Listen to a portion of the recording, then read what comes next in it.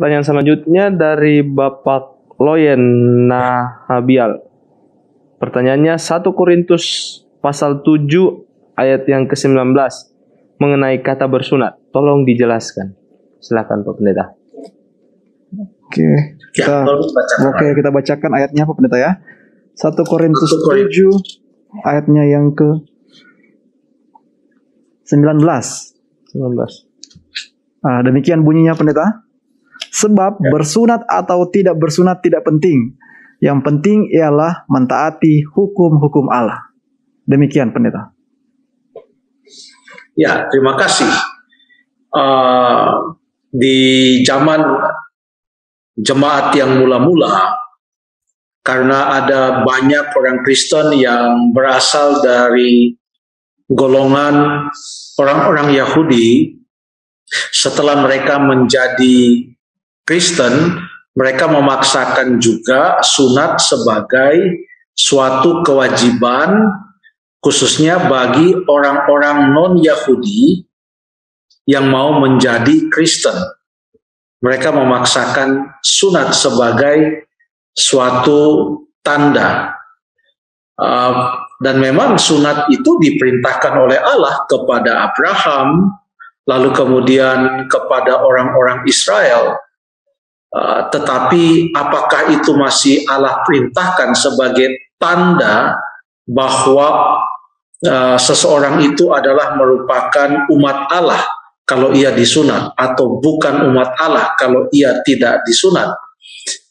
Inilah salah satu pokok pertentangan antara orang-orang Yahudi terhadap Paulus. Tetapi Paulus dan rasul-rasul Tuhan dalam Alkitab Perjanjian Baru membuat itu begitu jelas bahwa seperti yang dikatakan dalam 1 Korintus 7 ayat yang ke-19, entah sunat atau tidak bukan itu yang penting. Yang penting mentaati perintah-perintah Allah. Nah, sunat itu kan adalah merupakan suatu tanda perjanjian bahwa seseorang itu, ini waktu masih berlaku di zaman Perjanjian Lama, orang-orang Israel semenjak bapa dari orang-orang Israel itu Yakub, kemudian Ishak dan juga Abraham, mereka semua disunat.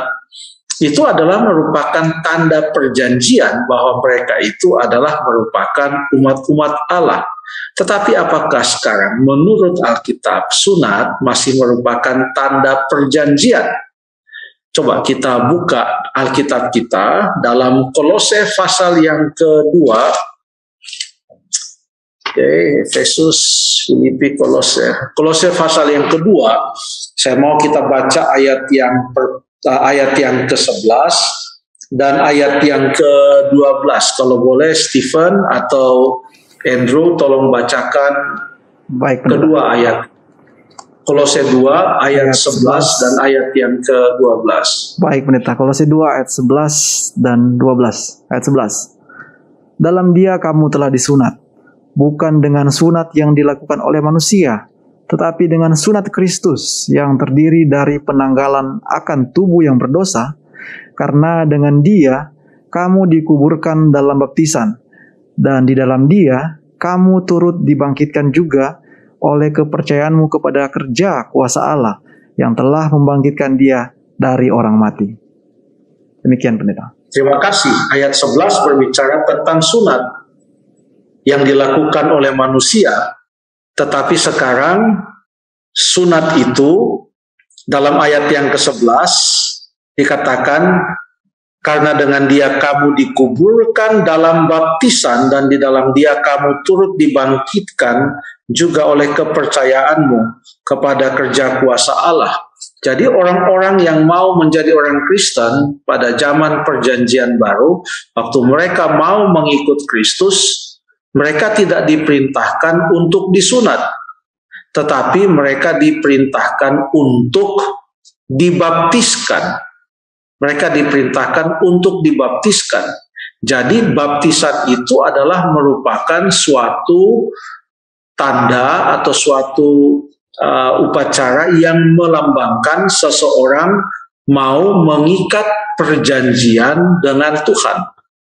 ia mau mengikuti Tuhan Yesus Kristus, mau menerima Tuhan Yesus Kristus, mau menjadi seorang Kristen, pengikut Kristus melalui baptisan.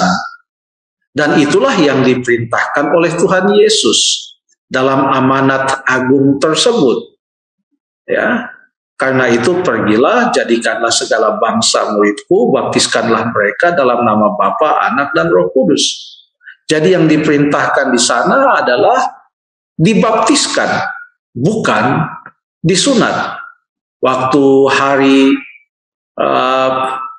Pentakosta di dalam Kisah pasal yang kedua, setelah Petrus berkhotbah, rasul-rasul yang lain ada di sana, lalu kemudian banyak orang-orang yang datang dari berbagai tempat, ya, dari berbagai tempat. Mereka datang ke Yerusalem. Lalu mereka setelah mendengarkan pekabaran dari Petrus, mereka bertanya, apa yang harus kami perbuat? Yang diperintahkan di sana adalah seperti yang ditulis dalam Kisah 2 ayat yang ke-38, berilah dirimu dibaptis, percayalah dan bertobatlah, berilah dirimu dibaptis dalam nama Yesus Kristus, maka dan dosa-dosamu akan diampuni, maka engkau akan menerima karunia Roh Kudus. Jadi yang diperintahkan adalah baptisan, bukan disunat. Ya, lalu bukan hanya di situ saja. Setelah acara perayaan itu selesai, orang-orang kembali menuju ke tempat mereka. Ternyata ada seorang dari Ethiopia juga yang minta untuk dibaptiskan. Jadi yang diajarkan adalah baptisan dan bukan sunat. Jadi orang-orang yang bukan Yahudi, orang-orang yang non-Yahudi yang belum pernah disunat sekalipun secara daging atau secara lahiriah, waktu mereka mau ikut Yesus, mereka tidak diminta untuk disunat.